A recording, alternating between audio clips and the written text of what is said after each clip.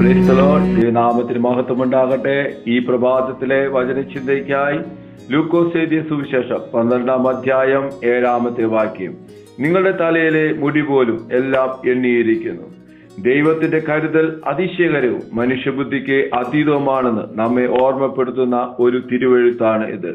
സങ്കീർത്തനങ്ങളിൽ ഇങ്ങനെ പറയുന്നു: ബാലസിംഹങ്ങളും ഇരകിട്ടാതെ വിശന്നിരിക്കും, എന്നാൽ യഹോവയെ അന്വേഷിക്കുന്നവർക്കോ ഒരു നന്മയ്ക്കും കുറവില്ല. നമ്മുടെ ഏറ്റവും ചെറിയ ആവശ്യങ്ങൾ പോലും നന്നായി അറിയുകയും നമ്മെ മാനിക്കുകയും കരുതുകയും ചെയ്യുന്നവനാണ് നമ്മുടെ കർത്താവ്. അവിടുന്ന് നമ്മുടെ സകല ആവശ്യങ്ങൾക്കും മതിയായവനാണ്. കർത്താവിന്റെ വാക്ക് ഒരിക്കലും പൊള്ളയായതല്ല.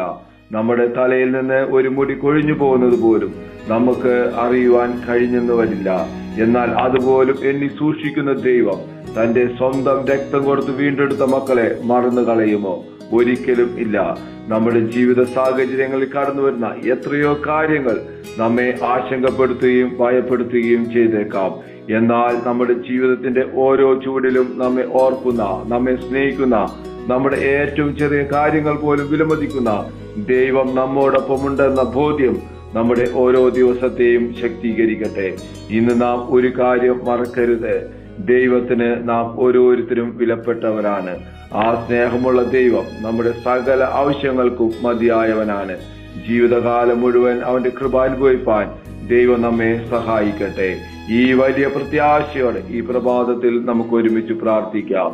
സ്വർഗീയ പിതാവേ, ഞങ്ങൾ ഒരുമിച്ച് പ്രാർത്ഥിക്കുന്നു. ഞങ്ങളുടെ തലയിലെ മുടിനാരിഴ പോലും എണ്ണിയിരിക്കുന്ന അവിടുത്തെ വലിയ കരുതലിനായി ഞങ്ങൾ നന്ദിയോടെ ഈ പ്രഭാതത്തിൽ സ്തോത്രം ചെയ്യുന്നു. കർത്താവെ, ഇന്ന് ഞങ്ങളുടെ ജീവിതത്തിൽ ആവശ്യമായ എല്ലാ നന്മകളും അങ്ങ് നിറവേറ്റി തരണമേ എന്ന് പ്രാർത്ഥിക്കുന്നു.